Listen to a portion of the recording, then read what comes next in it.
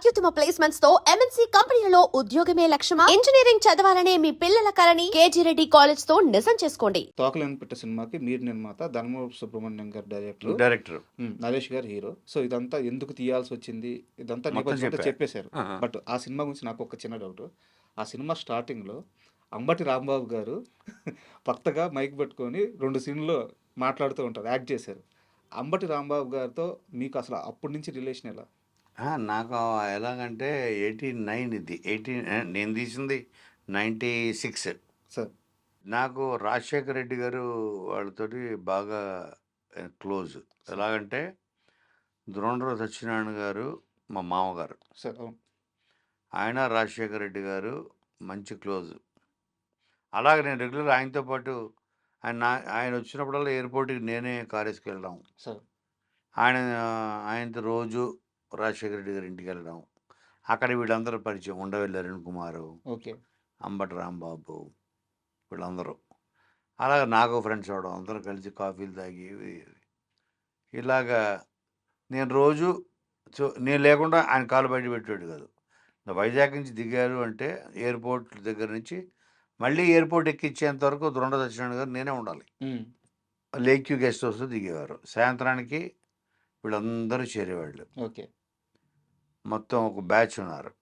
KVP Ramachandra Rao గారు, అంబటి రాంబాబు గారు, తర్వాత ఉండవెల్లి అరుణ్ కుమారు, ఒట్టి వసంత కుమారు, ఇలాగ మొత్తం వీళ్ళందరూ. తర్వాత వైఎస్ఆర్ గారి క్వార్టర్ ఇదంతా. మైసూరారెడ్డి, డిఎల్ రవీంద్రారెడ్డి, నాకు వీళ్ళందరూ పరిచయం ఆయనతోటే.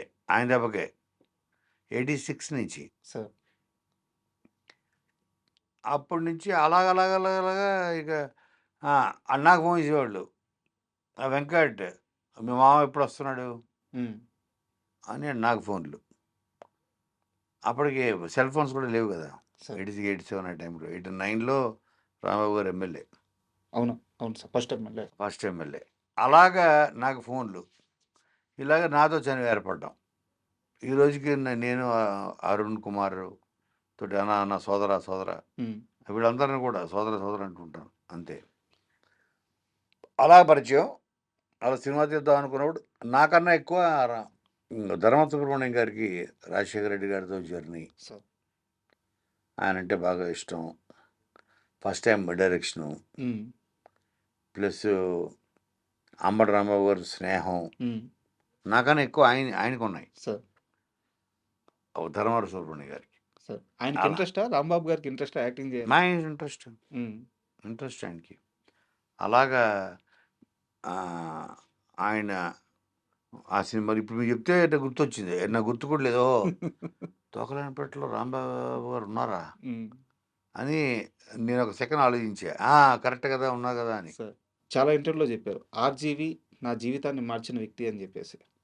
సో ఆర్జీవి గురించి ఒక సైక్ మూమెంట్ ఉంటుంది కదా సార్. అంటే ఈ మనిషి క్రియేటివ్లో ఇంత పిక్స్కి వెళ్తాడా, లేదంటే ఏ పనిలో అయినా క్రియేటివ్లో కానీ, డబ్బుల విషయంలో కానీ, లేకపోతే ఎమోషన్స్ విషయంలో కానీ, ఎమోషన్స్ ఉండడం కానీ లేకపోవడం ఏదో ఒకటి, అంటే ఒక పీక్ సైక్ మూమెంట్ ఉంటుంది, ప్రతి మనిషిలో ఉంటుంది. ఆర్జీవిలో మీరు చూసిన ఆ సైక్ మూమెంట్ ఏంటి? అంటే ఇలా ఈ మనిషి తెప్పించి ఎవరు ఆలోచించరు, ఈ మనిషి తెప్పించి ఇలా ఎవరు చేయరు, అలాంటి మూమెంట్ ఏదైనా ఇన్సిడెంట్ గుర్తుంది ఆర్జీవి గురించి మీకు? ఆయన ఒక మూమెంట్ కాదు, నిద్ర లేచిన దగ్గర నుంచి నిద్రపోయేంత వరకు అతను ఒక సైకిల్లోనే ఉంటాడు. ఒక మూమెంట్ కాదు, పడుకునేంత వరకు తను చేసే ప్రతీది, తను మాట్లాడే ప్రతి మాట, తన ఆలోచన, ప్రతీది ఏది నార్మల్గా ఉండదు. మనం అందరం మనం ఒక సాంప్రదాయబద్ధమైన జీవితం గడుపుతుంటాం. మనం పొద్దునే లేవాలి, స్నానం చేయాలి, ఇస్త్రీ బట్టలు వేసుకొని వెళ్ళాలి, స్నానం చేసిన తర్వాత దండం పెట్టుకోవాలి, లేదంటే టిఫిన్ చేయాలి, పోనీ దేవుడు అంటే నమ్మకం లేకపోతే వాటెవర్ ఒక రొటీన్. తన లైఫ్లో కూడా రొటీన్ ఉంటుంది. బట్ అక్కడ ఏదో ఉంటే తీయడం, వేసుకోవడం, తన థాట్ అంతా ఎప్పుడు సినిమానా ఇంకోట ఏది రెగ్యులర్ నార్మల్ అందరూ బతికే లైఫ్ అతను బతకడం. అతనికంటే ఒక ప్రపంచం క్రియేట్ చేసుకొని ఆ ప్రపంచంలో is king of his own world. అందులో అతను బతుకుతుంటాడు. ఒక పర్టికులర్ ఇన్సిడెంట్ ఏమన్నా అట్లాంటివి చెప్పడానికి ఇప్పుడు ఏమన్నా? లెట్స్ సే ఫర్ ఎగ్జాంపుల్ నేను ఒకరోజు తనకి అసలు ఫుడ్ అన్నది ఇట్స్ లైక్ ఏ మెడిసిన్. ఉమ్, జ్వరం వస్తే ట్యాబ్లెట్ వేసుకుంటారు కదా క్రోసిన్. సార్. ఫుడ్ అంతే.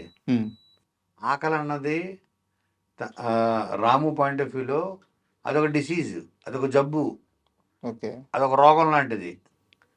ఆకలి వేస్తుందా, ఇచ్చేయండి. పర్టికులర్ ఇది తినాలి అది తినాలి ఏముండదు. లేదు. సో మనం ఏంటి కంపల్సరీ. నేను ఒకరోజు రాత్రి మాడతా రాము నాకు ఆకలి వేస్తుంది, ఉమ్, నీకంటే నువ్వేమన్నా చెప్పమంటావు స్నాక్ ఏదన్నా. నేను ఏదో స్నాక్ తందూరి చికెన్ ఏదో అంటే ఏదో వచ్చి సరే నేను తినేసా. ఉమ్, కథ మాడుతూ 12 గంట అయింది. ఇప్పుడు తనకు ఆకలి వేసింది, ఉమ్, ఆ బోన్స్ తిన్నాడు. బా. అంటే హౌ డిఫరెంట్ ఈజ్. నేను రాము అది అది అది నేను తినేసి బోన్ అయితే ఏంటి అన్నాడు. ఆ టైంకి ఆకలిస్తుంది. ఆ టైంకి ఆకలి వేస్తుంది, బోన్ ఉంటే బోన్ పూల అది లేకపోతే ఏంటి నన్ను తినేసేవాడు ఏంటారు. ఆకలి వేస్తే తినాలి. తిండి కూడా ఒక మందు లాంటిదే, మెడిసిన్. It is not. మనందరికి ఏంటంటే కొంతమందికి పొద్దున లేస్తే మధ్యాహ్నం ఏంటి డిస్కషన్ ఉంటుంది అరగంట. కరెక్ట్. ఫస్ట్ ఒక పని చేయి, గుత్తి వంకాయ తీసుకొని దాంట్లో మసాలా పెట్టి మధ్యలో కోసి బ్యాలెన్స్ ఇది పెట్టి. చెయ్యి, తర్వాత ఇది చేయని ఒక అరగంట డిస్కషన్ జరుగుతుంది. ఉమ్, ఏది పొద్దున లేచి బ్రేక్ఫాస్ట్ చేస్తూ ఉమ్. బ్రేక్ఫాస్ట్, మీరు చెప్తుంటే అలాగే నాకు లంచ్ చేస్తూ రాత్రి ఏం చేయమంటారు అనగా దాని గురించి Discussion. రాత్రి ఒక డిస్కషన్, రాత్రి మళ్ళీ డిన్నర్ చేస్తూ పొద్దున్న బ్రేక్ఫాస్ట్ గురించి డిస్కషన్. తన లైఫ్లో ఫుడ్ అన్నది అసలు అదొక టాపిక్కే లేదు, అదొక ఇట్లాగే మెడిసిన్. ఉమ్, ఆకలి అన్నది ఇరిటేట్ చేస్తుంటుంది మనల్ని. సో దాన్ని ఏదైనా వేస్తే లోపల అది తగ్గుతుంది ఇరిటేషన్.